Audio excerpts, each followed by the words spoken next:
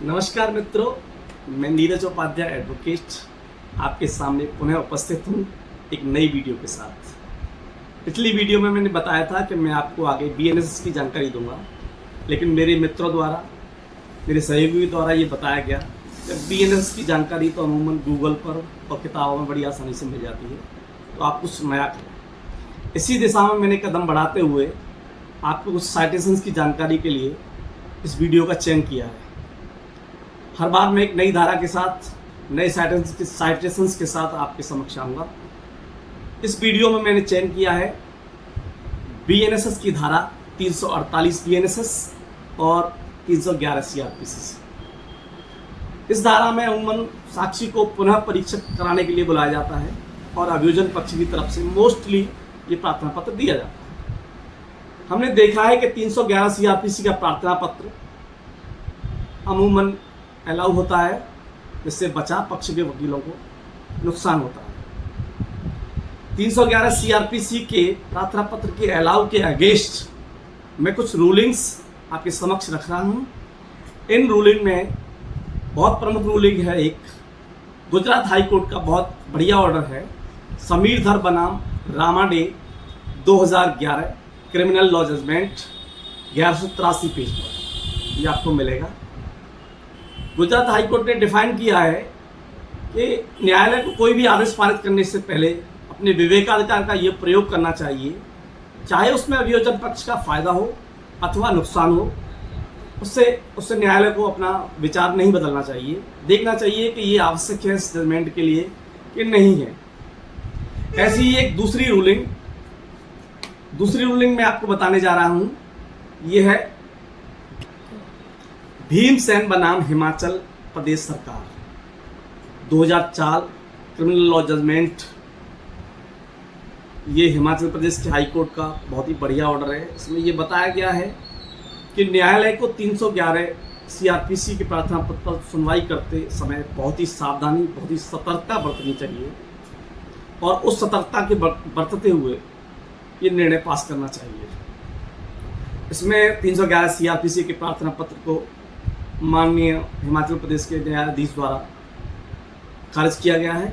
इसी प्रकार एक तीसरी साइटेशंस है, रूलिंग है, ये मध्य प्रदेश हाई कोर्ट का ऑर्डर का, हाई कोर्ट के जजमेंट हैं यशवंत बनाम state of Madhya Pradesh 2004 criminal law judgment page संख्या 3992।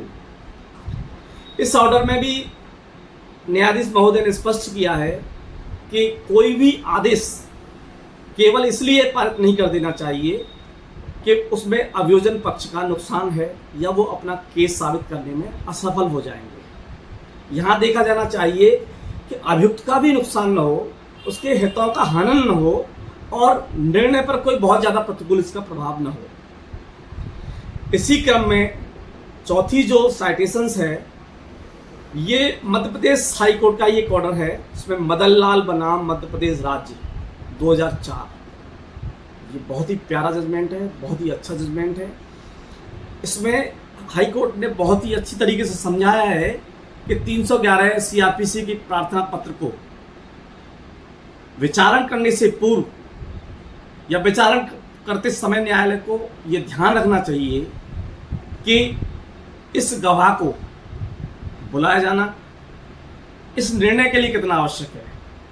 ये आवश्यक नहीं कि वो अभियोजन पक्ष के लिए बुलाया जाए, आवश्यक ये है इस निर्णय के लिए इस स्थिति पर क्या आवश्यकता इसकी हो सकती है। इसको ध्यान में रखते हुए 311 सीआरपीसी के प्रार्थना पत्र जो एडीजे कोर्ट ने अलाउ किया था, उसको इस निर्णय में निरस्त कर दिया गया। इसी क्रम में पांचवी एक रूलिंग इलाहाबाद हाई कोर्ट की है, ताहिर बनाम उत्तर प्रदेश राज्य 2000 क्रिमिनल लॉ जजमेंट पेज संख्या 221। इसमें ऑनरेबल हाई कोर्ट ने स्पष्ट रूप से कहा कि 311 सीआरपीसी का जो प्रार्थना पत्र है, उसमें न्यायालय को बड़ी सतर्कता, बहुत सावधानी बरतनी चाहिए और केवल अभियोजन पक्ष के अनुसार कोई निर्णय पारित नहीं कर देना चाहिए। यहाँ उसे देखना चाहिए कि इस 311 सीआरपीसी के प्रार्थना पत्र के अलाउ करने से अभियुक्त के हितों का भी हनन न हो और निर्णय पर कोई प्रतिकूल प्रभाव न पड़े। केवल अभियोजन की रिक्वेस्ट पर ये प्रार्थना पत्र अलाउ नहीं होना चाहिए। ऑनरेबल हाई कोर्ट ने एडीजे कोर्ट का जो जजमेंट था उसे पास किया।